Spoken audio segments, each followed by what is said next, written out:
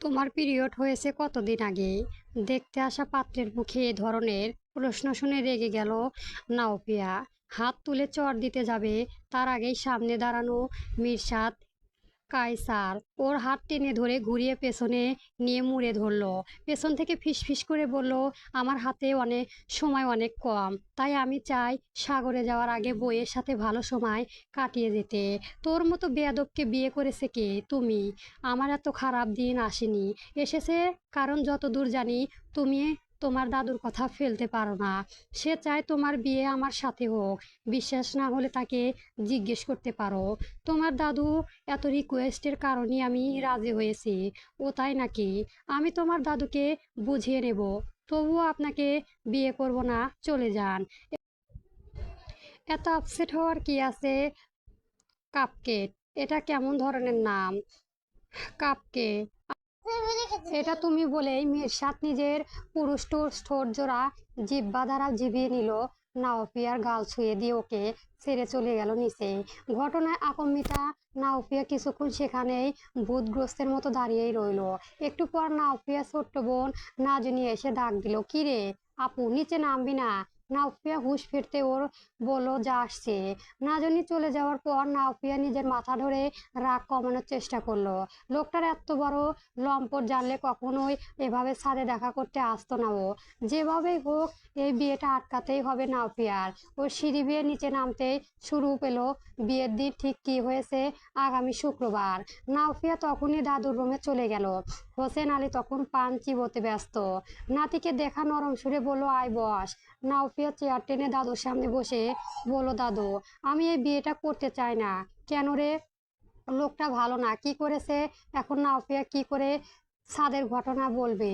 অসম্ভব রকমের বিরক্তি আর আষ্টতা কাজ করেছে ওর। ওই ঘটনা ওর ঘটনা না বলে শুধু বললো, আমার ভালো লাগেনি। দাদু ভাই, মিরসাদ অনেক ভালো ছেলে, আমি চাই ওর সাথে তোর বিয়েটা হোক।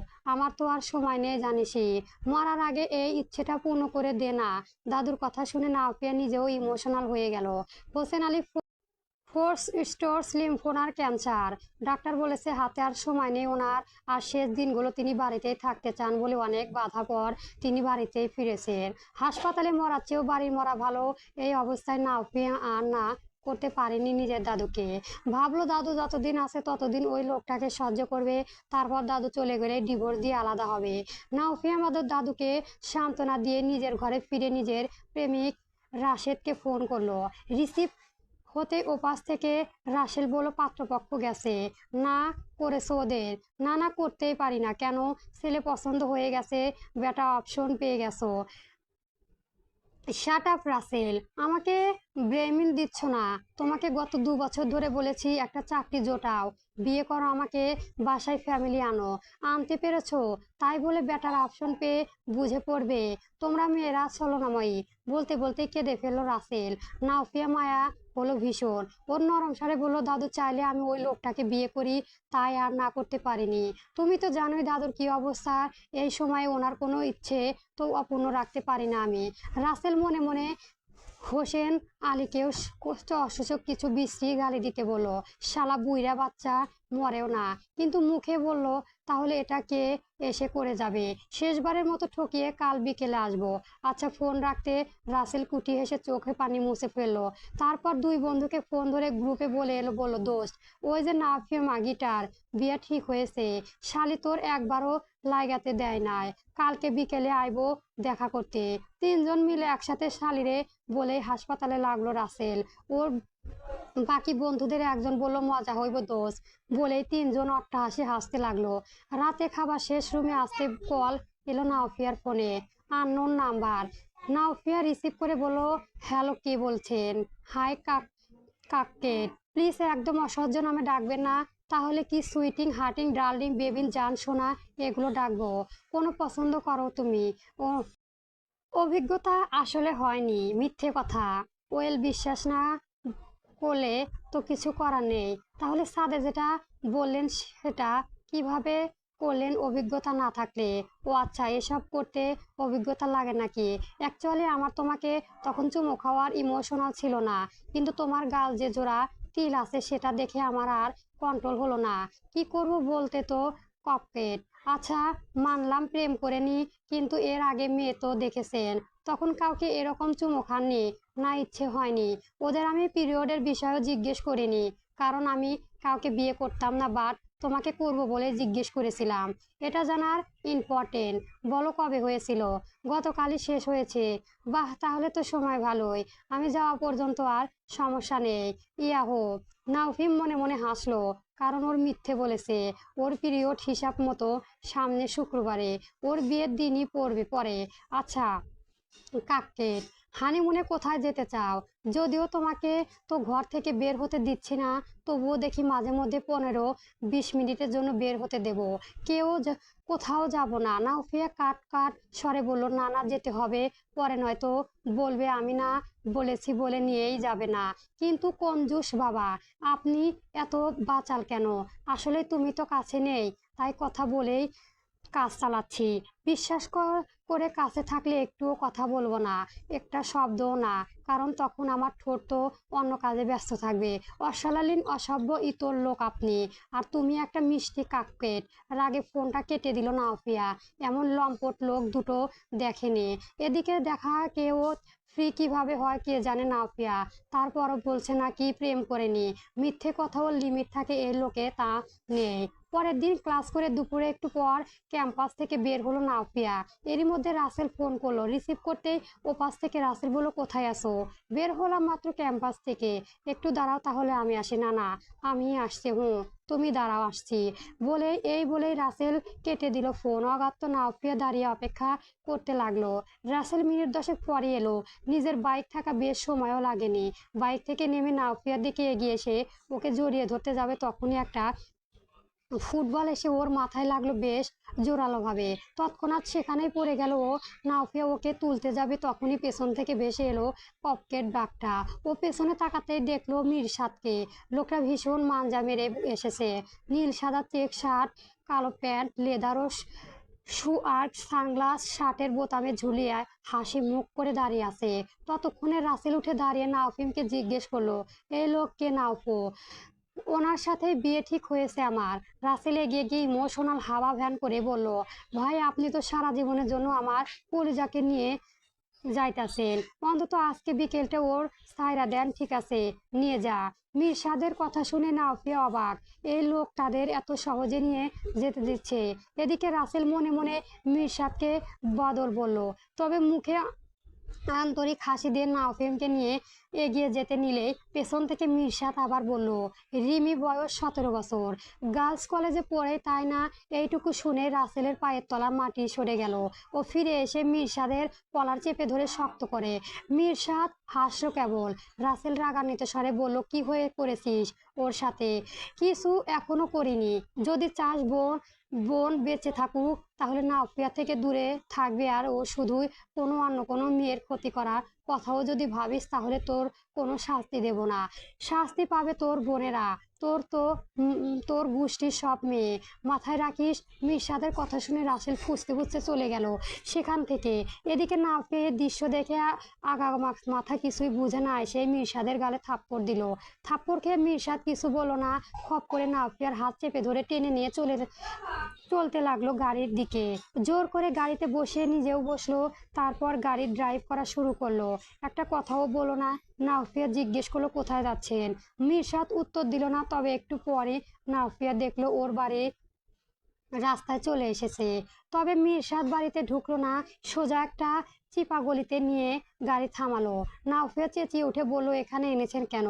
মিরশাদ এখনো কিছু বলল না। এগিয়ে এসে এক ঝটকায় নাওফিমের দুহাত ওর এক হাতে শক্ত করে পেঁচিয়ে সিটে পেছনে নিয়ে গেল। নাওফিয়া চিৎকার করতে চাইলেও মিরশাদ বলল, পাশেই তোমার বাড়ি, চিৎকার করলে তোমার দাদুর মান সম্মান যাবে। এ কথা শুনে চিৎকার বন্ধ হয়ে গেল নাওফিয়ার। এবার মিরশাদ আরেক হাত দিয়ে পানির বোতলটা নিয়ে সেটা খুলে সবটুকু পানি নাওফিয়ার গলার নিচের অংশে ঢেলে দিল। নাওফিয়া চমকে বলল, এসব কি? চর মারার শাস্তি? কি বলতে চাইছেন আপনি? সেটা তুমি দেখতেই পাবে কাপকেট। এটা বলেই মিরশাদ নাওফিয়া ঠোঁটে নিজের পোস্টের অস্তিত্ব জানা দিল। নাওফিয়া দুই হাত ততক্ষণে ছেড়ে দিয়েছে ও সেই দুই হাতে নাওফিয়ার নিঃস্বাদকে অনেকবার সরানোর চেষ্টা করেও ব্যর্থ হলো।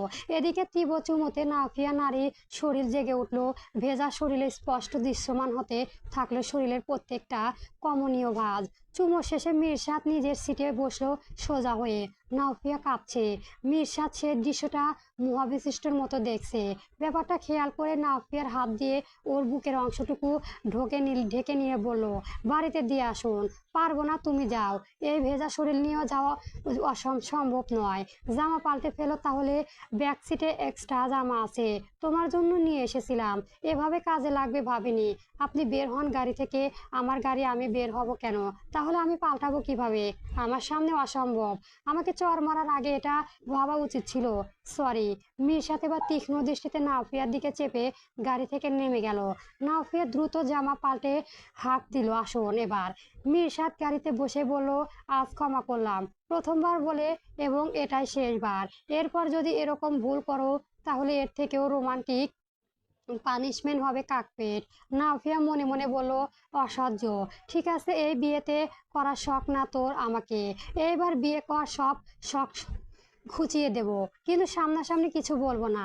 অন্যদিকে চেয়ে বাসা ফেরার অপেক্ষা রইল। মিরশাদ ওকে একটু পরই বাসা পৌঁছে দিল। বাসায় ঢুকতেই বসার ঘর থেকে হোসেন আলী বলল, ওকে বাসায় আসতে বলিসনি? বলার কি আছে? ছোট্ট খোকা নাকি, কি কথা এসব? নাফো, যা ডেকে আন। তোর কি মনে হয় দাঁড়িয়ে আছে আমার ডাকের জন্য? চলে এসেছে অতক্ষণে, যা নিয়ে যা ডেকে আন। বিয়ের আগে এত শ্বশুর বাড়ি আসতে হয় না। কে বললো তোকে এসব আজগুবি কথা? যা এক্ষুনি যাচ্ছে। নাফিয়া বেজায় মুখে বাইরে এসে দেখলো মিরশাদ গাড়িতে হেলান দিয়ে আকাশ দেখছে। ওকে দেখে নাফিয়া বলল, কি হলো? দাঁড়িয়ে আছেন কেন এখনো? যান এক্ষুনি, আমার বাড়ির সামনে থেকে। না গেলে কি করবে? মার খাওয়াবে কাকে দিয়ে? আপনার কি মনে হয় শুধু আপনারই পাওয়ার আছে? আমার নেই। আমারও অনেক গুন্ডা বন্ধু আছে। বলে চলে লাশ ফেলে দেব। ঠিক আছে, পাঠিয়ে তোমার গুন্ডা বন্ধুদের। লাশ ফেলে দিতে পারলে তো তুমি মুক্তি পেয়ে যাবে।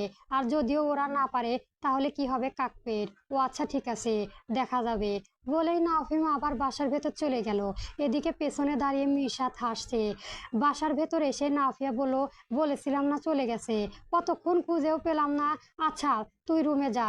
হোসেন আলী জানেন তার নাতনি মিথ্যে বলেছে, তবুও তিনি কিছু বললেন না। সকাল থেকে আকাশটা মেঘাচ্ছন্ন। ঝড়ে মৃদু শীতল বাতাস বইছে বাহিরে। নাফিয়া মা অলস্য চলে এলে আবার আজ তেমন গুরুত্বপূর্ণ ক্লাস না থাকায় নাফিয়া ইউনিভার্সিটিতেও গেল না। আরো কিছুক্ষণ পরে পরে ঘুমালো। তারপর উঠে রান্নাঘরে গিয়ে নাজমা বেগমকে বলল, মা, একটা পরেটা আর চা দিও, করে খাও। এত বড় ঢিঙ্গি মেয়ে হয়েছে, 2 দিন পর যাবে শ্বশুর বাড়ি, এখনো নাকি আমার বানিয়ে খাওয়ানো লাগবে। দাও না মা। আবদারের সুরে বলতে বলতে নাফিয়া মায়ের পিছনে ঘুরে লাগলো। নাজমা বেগম কপাট রাগী গলায় বলে, যা, ছেলেটাকে তোল। বেলায় বেলায় বানিয়ে খাওয়াতে পারবে না কাউকে। এখন উঠে নাস্তা পাবে, নয়তো উপোস থাকতে হবে। আচ্ছা, আমি উঠাচ্ছি ওকে, তুমি বানাও। এই বলে নাফিয়া নিজের রুমে এসে টুথপেস্ট লাগিয়ে দাঁত ব্রাশ করতে করতে বোনের রুমের দিকে চললো। নজনী ও 4 বছরের ছোট, এবার এইচএসসি ক্যান্ডিডেট। নাফিয়া নজনীর পা ধরে টেনে বলল, ওঠ নাজু, আম্মু বলেছে এখন না খেলে পরে উপোস থাকতে হবে। নাজনী ঘুমের ঘরে তার বান্ধবী সমতুল্য আপুকে কি যেন বলল, বোঝা গেল না। নাফিয়া কিঞ্চিত বিরক্ত স্বরে বলল, তোর জন্য এখন আম্মু আমাকেও বকবে। তাড়াতাড়ি উঠে আয়, নয়তো আমি কুলি করে এসে তোর মুখে ফেলবো। বোনের এত অত্যাচারের পর অবশেষে বেচারি নাজনীকে উঠতে হলো। নাস্তা শেষ হতে বৃষ্টি পড়তে শুরু করলো। নাফিয়া উচ্ছ্বাসিত স্বরে বলল, বৃষ্টিতে ভিজবি? চল ভিজে আসি। নাজনীও হাই তুলে বলল, না আপু, তুমি যাও, আমি আরেকটু ঘুমাই, অলস কোথাকার। নাফিমা একাই গেল ছাদে। ঝমঝমিয়ে বৃষ্টি পড়েছে, এখন বাতাস নেই। একটানা বৃষ্টির শব্দে মুখরিত চারপাশে। আশেপাশে ছাদে কেউ নেই। কেউ আজকে ভিজতে আসেনি। নাফিয়া 2 হাত মেলে দিয়ে আকাশের দিকে মুখ করে চোখ বন্ধ করে ভিজতে থাকলো। হঠাৎ ওর মনে হলো পেছন থেকে কেউ ওকে বেশ শক্তভাবে জড়িয়ে ধরেছে। ভেজা শরীর কাপড়ের আবরণ ভেদ করে মিশে গেছে ওই মানুষটার শরীরের সাথে। নাফিমা ঘুরতে পারলো না। চেঁচিয়ে বলল, কে? আপনার হবু স্বামী। আমি ছাড়া আপনাকে এভাবে স্পর্শ করার কলিজা কি কারো আছে? ছাড়ুন আমাকে, চুপচাপ দাঁড়িয়ে থাকো। এভাবে থাকতে দাও আমাকে কিছুক্ষণ, আমি কিন্তু চিৎকার করব। প্রথমত চিৎকার করে শুনবে না, দ্বিতীয়ত শুনলেও আসবে না, তৃতীয়ত তোমার মুখ কিভাবে বন্ধ করতে হয় সেটা আমি জানি। নাফিয়া নিজের হাতটা কোনো রকম আগলা করেই মিরশাদের পেটের পৈনু দিয়ে গুতা মারলো। আচমকাই গুতা খেয়ে মিরশাদের হাত বাঁধন একটু ঢিলা হতেই নাফিয়া নিজের মুক্ত করে সিঁড়ির দিকে ছুটলো, কিন্তু শেষ রক্ষা হলো না। প্রায় পাখির মতো এসে নাফিয়াকে সিঁড়ির দরজার পাশের দেওয়ালটায় আটকে ধরলো, তবে কিছুই বললো না। নিজের ওষ্ঠজোড়া দিয়ে নাফিয়ার কপাল, গাল, নাক, থুতনিতে আলতো করে চুমু দিয়ে শেষ ঠোঁটটাও দখল করলো। নাফিয়া জানেনও না কখন সে নিজেও অবশেষে হারিয়ে তাল মেলাতে শুরু করলো।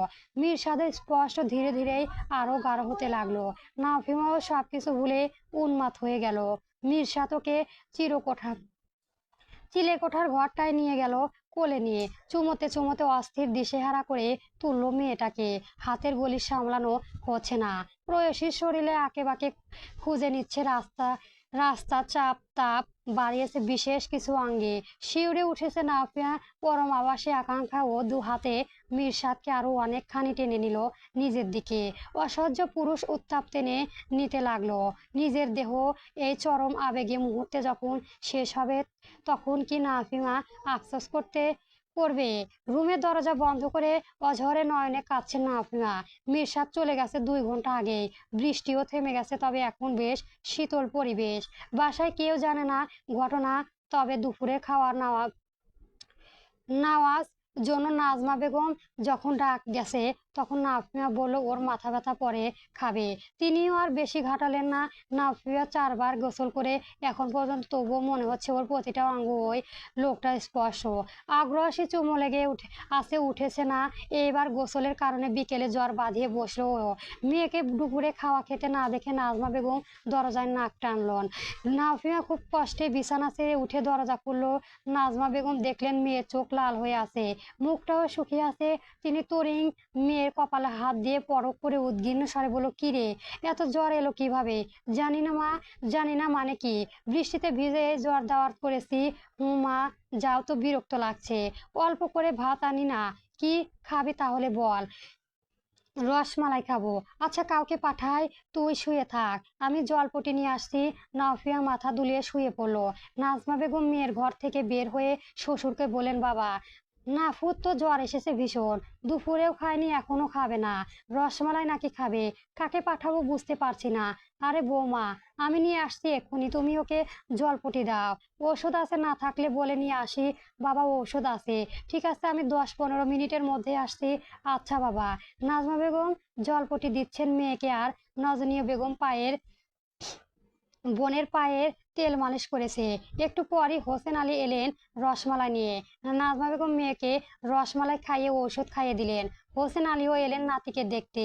তিনি তার তসবি নাফিয়ার কপালে ছুঁয়ে কিছু একটা পরে ফু দিলেন, তারপর মাথায় হাত বুলিয়ে দিয়ে বললেন, দ্রুত সুস্থ হয়ে যাবে ইনশাল্লাহ।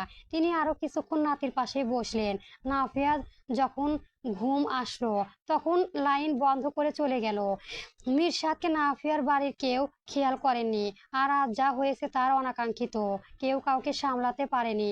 আচ্ছা, নাফিয়া নিজেকে সামলাতে না পারলেও মিরশাদ তো পেছনে সেই মুহূর্তে কেন সরে গেলেন না? কেন? নিজের ওপরই রাগ হলো ওর ভীষণ। এমনি মেয়েটা ওকে সহ্য করতে পারে না, তবে নাফিয়া সেই মুহূর্তে একবারও ওকে দূরে ঠেলে নিয়ে।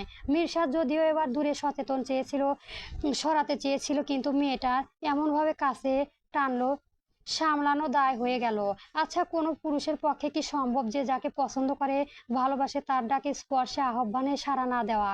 পকেট থেকে ফোন বের করে ও নাফিয়াকে কল করলো, কিন্তু ফোন বেজেও রিসিভ হলো না।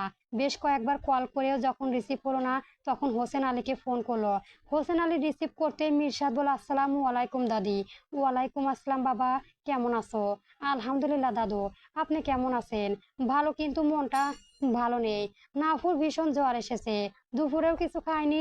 একটু আগে রসমালাই খেতে চাইলো, নিয়ে আসলাম। ওর মা খাইয়ে ওষুধ খাইয়ে দিল, এরপর ঘুমিয়েছে। সে কি আমি আসছি দাদু।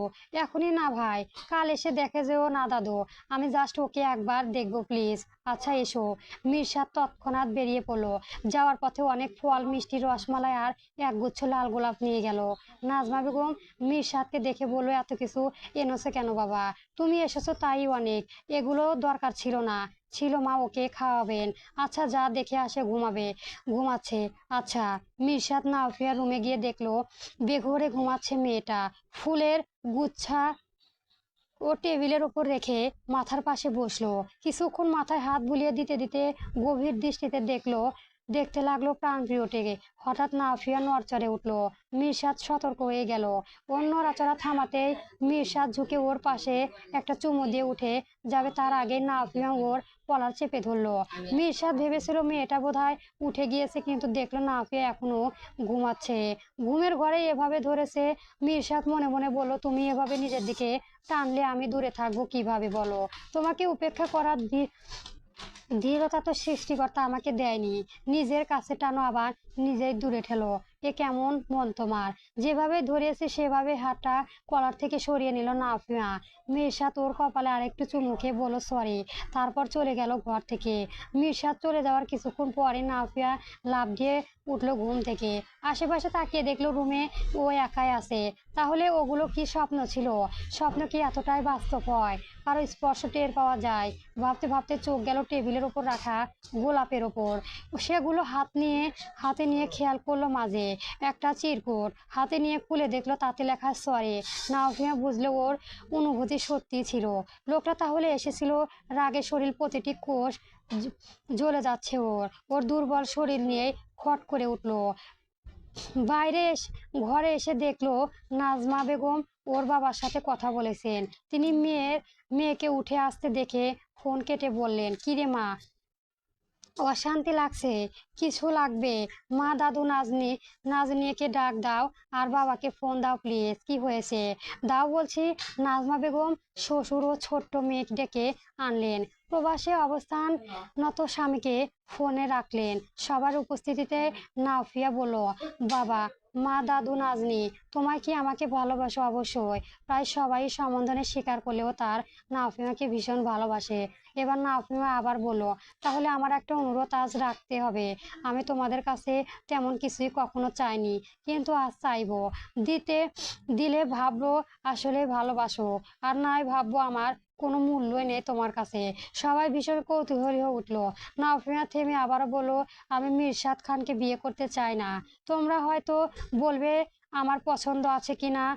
না, নেই আমার পছন্দ। এখনো তোমরা ওই লোক বাদে অন্য যে কোনো পাত্রকে বলবে আমি বিয়ে করতে রাজি, কিন্তু ওই লোকটাকে করব না। নাজমা বেগম কিছু বলতে চেয়েছেন, তার আগে হোসেন আলী হাতের ইশারায় তাকে থামিয়ে দিয়ে বললেন, আমার নাতি যেটা বলেছে সেটাই। ওকে এই বিয়ের আর কিছু বলবে না কেউ। আমি কালই নওশাদ খানকে ফোন করে বলে দেব। হোসেন আলীর কথা বাইরে আর কেউই কিছু বললো না। পরবর্তী গল্প পেতে আমার চ্যানেলটি সবার আগে সাবস্ক্রাইব করে রাখবেন। ধন্যবাদ। গল্প প্রয়সী তরে রজনীগন্ধা চলবে পর্ব 1 থেকে 5।